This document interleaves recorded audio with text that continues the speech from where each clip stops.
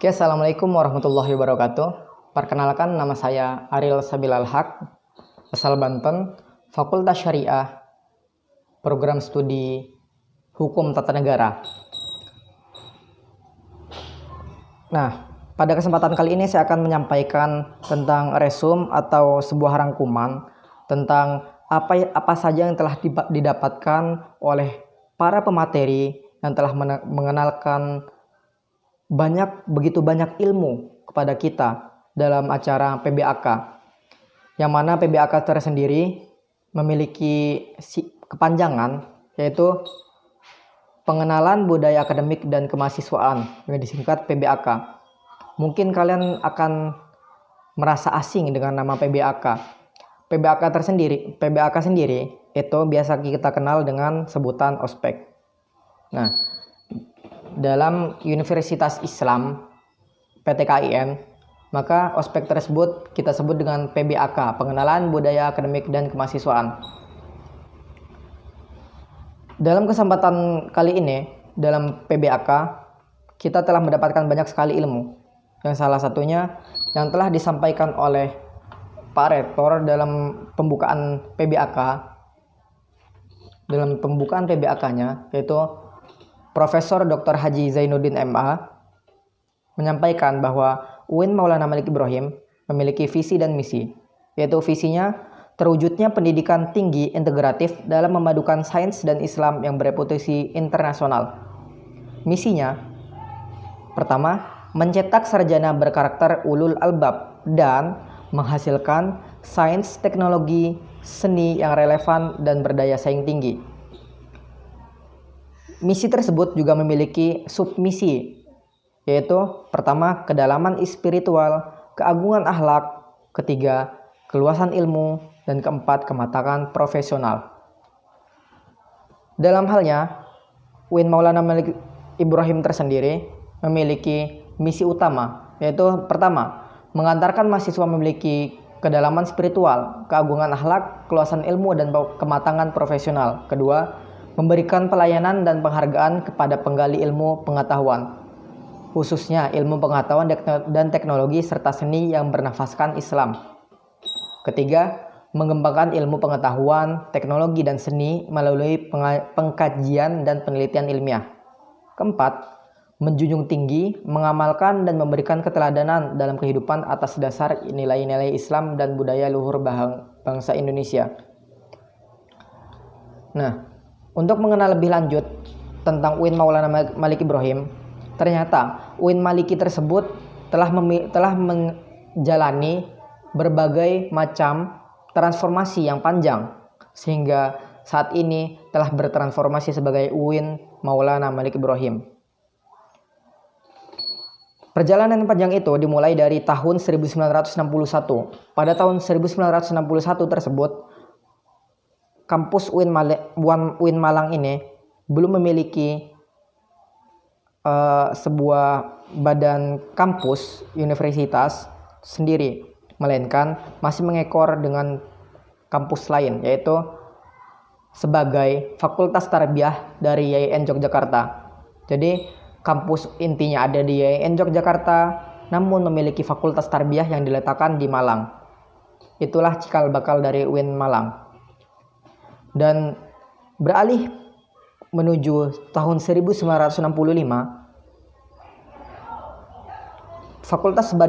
Fakultas Tarbiyah YIN Yogyakarta bertransformasi lagi menjadi Fakultas Tarbiyah YIN Surabaya yang ada di Malang. Jadi gedung yang digunakan awalnya menjadi Fakultas Tarbiyah YIN Yogyakarta digunakan menjadi bertransisi sebagai Fakultas Tarbiyah YIN Surabaya.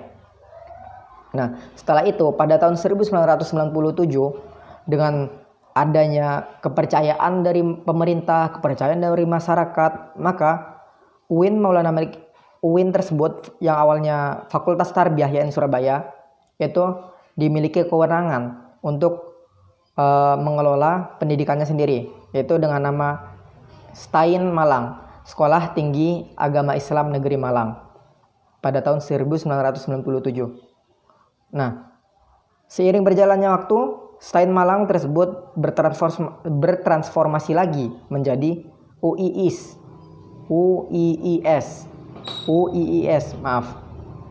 yaitu Universitas Islam Indonesia Sudan pada tahun 2002. Dari nama tersebut,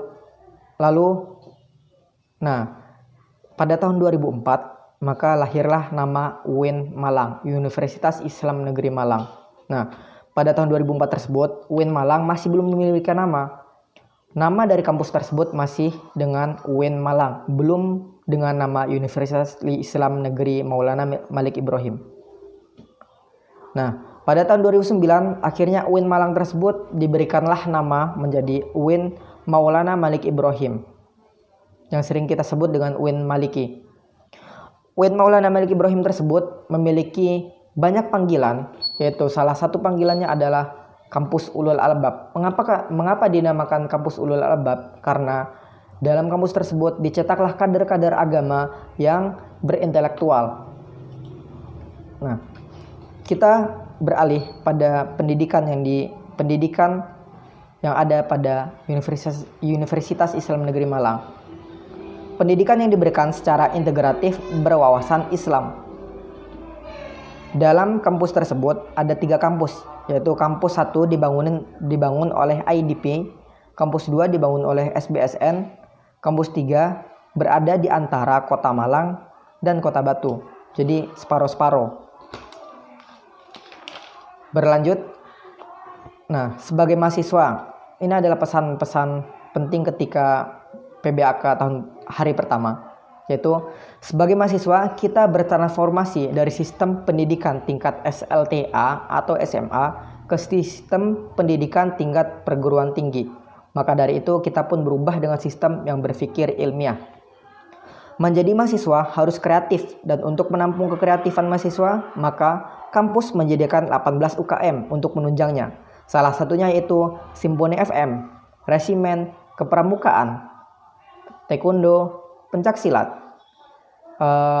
jepret, dan lain sebagainya.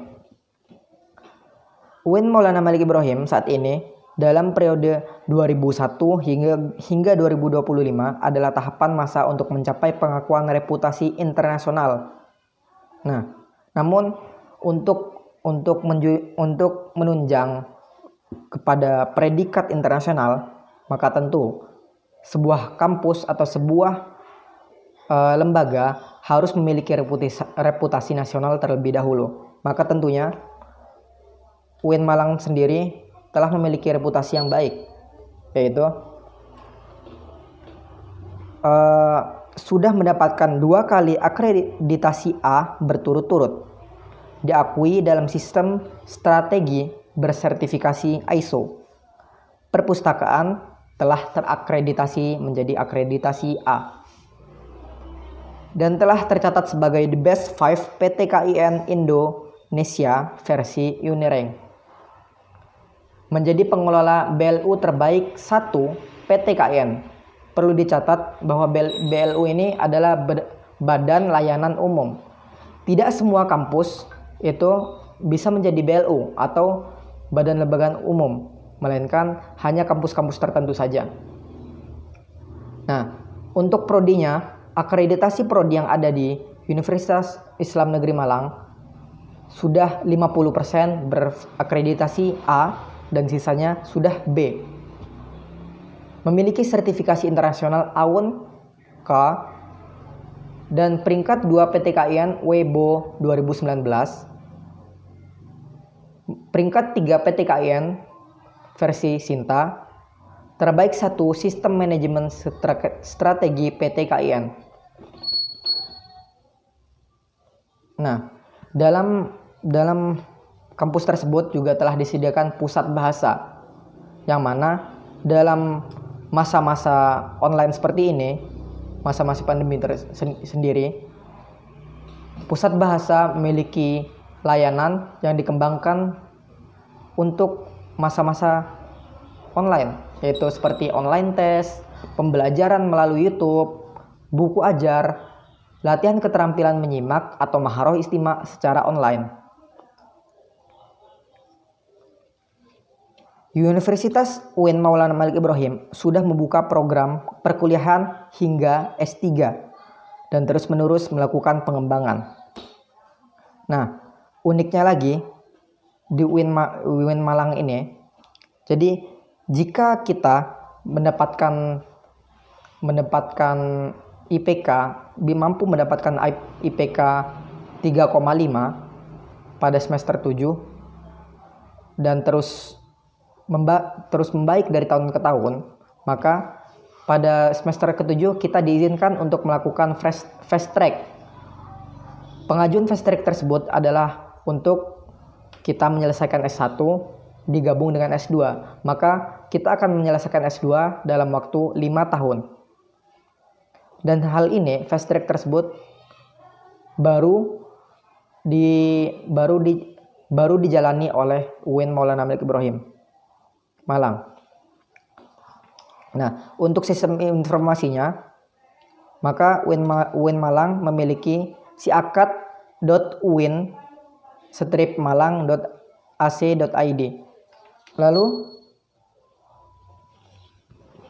kita masuk dalam interbagian kampus, yaitu di dalam kampus terdapat Dema dan Sema. Apa itu Dema? Apa itu Sema? Dema adalah Dewan Eksekutif Kemahasiswaan. Oke, kita bahas tentang Dema. Dewan Eksekutif Mahasiswa memiliki fungsi yaitu sebagai pelaksana program organisasi kemahasiswaan. Kedua, sebagai lembaga yang mengkoordinasikan dan menginstruksikan pelaksanaan kegiatan kemahasiswaan di tingkat universitas. Dema sendiri memiliki tugas yaitu melaksanakan program kerja organisasi yang sudah disepakati Senat Mahasiswa atau SEMA Universitas, mengkomunikasikan dan menginformasikan kegiatan kemahasiswaan di tingkat universitas, lalu melaksanakan koordinasi dan sinkronisasi kegiatan kemahasiswaan. Nah, di dalam Dema tersendiri sudah ada cabang-cabang yang akan menangani berbagai macam aspirasi dari para mahasiswa.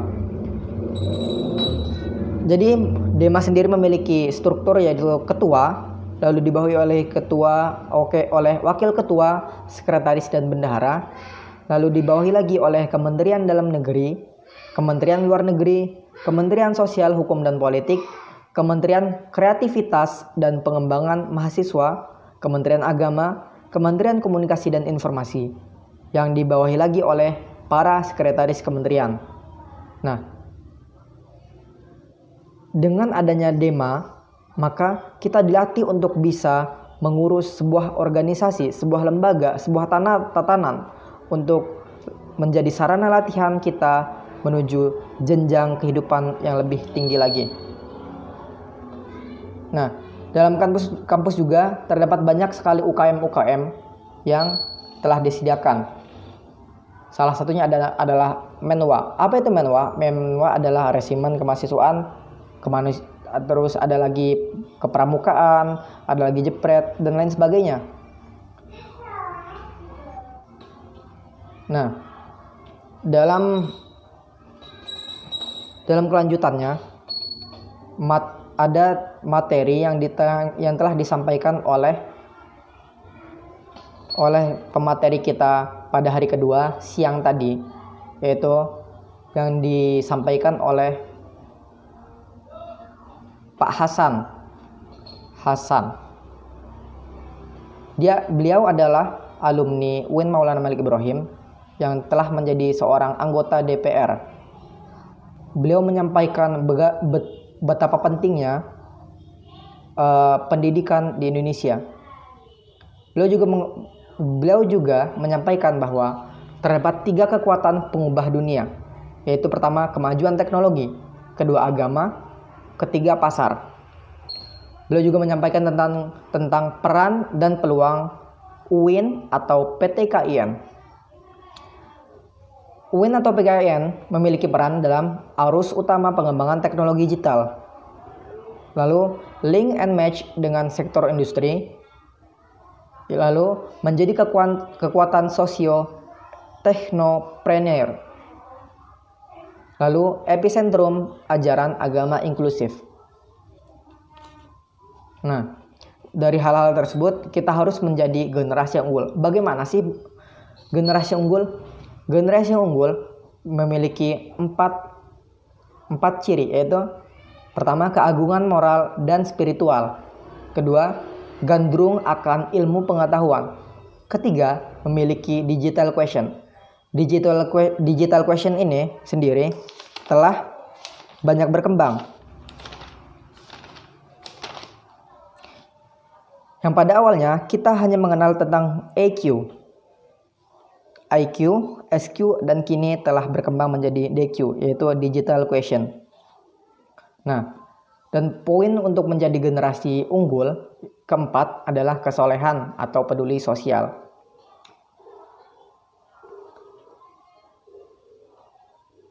Nah, lalu telah disampaikan juga oleh pemateri kedua pada siang hari ini, pada siang hari ini hingga sore tadi, yaitu tentang what is moderation in Islam? Apa itu moderisasi dalam Islam? Definisi moderisasi secara etimologis, wasatiyah berarti jalan tengah. Wasatiyah, jalan tengah atau middle path. Posisi tengah atau berkeadilan. Secara terminologis, pemahaman atau praktek keagamaan yang menjunjung tinggi kesetaraan, keberagaman, toleransi dengan berpijak pada prinsip tawazun antara rasio atau logika, teks serta konteks. Ketiga, dasar teologis. Al-Quran Surah Al-Baqarah ayat 143, beberapa hadis dalam Sahih Bukhari, serta legal opinion of the jurists and Muslim scholars. Nah, ada isu-isu politik yang berkembang, yaitu Middle Eastern and Global Issues. Isu-isu politik yang terkait dengan Timur Tengah dan politik global, baik secara langsung atau tidak, dapat mempengaruhi pemahaman kita dan sikap keberagamaan masyarakat Indonesia, serta mengganggu agenda modernisasi Islam.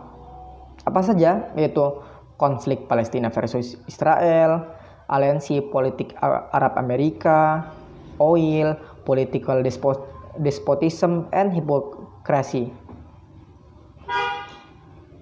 Political despotism and hypocrisy. Nah, dari hal-hal tersebut sebenarnya hal-hal itu adalah bentuk dari isu politik. Lalu ada juga konteks of moderation in Indonesia. Nah, kenapa modernisasi relevan dan urgen di Indonesia? Karena pertama, karakter Islam sebagai agama rahmah lil alamin yang menjunjung tinggi keadaban dan harmoni inter dan antar pemeluk agama. Kedua, historisitas Islam di Indonesia, yaitu masuknya Islam ke Nusantara via dakwah, bukan perang. Ketiga, karakter masyarakat Indonesia yang lekat dengan kesantunan dan harmoni, akar tradisi Hindu, Buddha, dan lain-lain. Kita bukanlah orang-orang Timur Tengah yang selalu beremosi tinggi. Kita memiliki karakter yang santun dan harmoni. Lalu kita juga memiliki ideologi bangsa, yaitu Pancasila dan moto Bhinneka Tunggal Ika, yang membuat kita tetap bisa bersatu. Lalu peran mahasiswa UIN Maulana Malik Ibrahim memiliki peran penting, yaitu pertama, mahasiswa harus memerankan diri sebagai agent of change dalam menguatkan dalam mendiseminasi agenda moderasi. Kedua, mahasiswa harus mengedepankan kepentingan kebangsaan dan keagamaan yang sesuai dengan prinsip modernisasi. Ketiga, mahasiswa UIN harus cerdas, akademik, religius, dan berkebinekaan. Maka mungkin cukup sekian dari rangkuman saya mengenai apa yang saya dapatkan dari 2 hari PBAK Universitas tersebut. Mungkin itu adalah rangkuman-rangkuman yang telah saya susun dari panjangnya proses PBAK sendiri, yaitu 2 hari full. Mungkin cukup sekian, kurang lebihnya mohon maaf. Wassalamualaikum warahmatullahi wabarakatuh.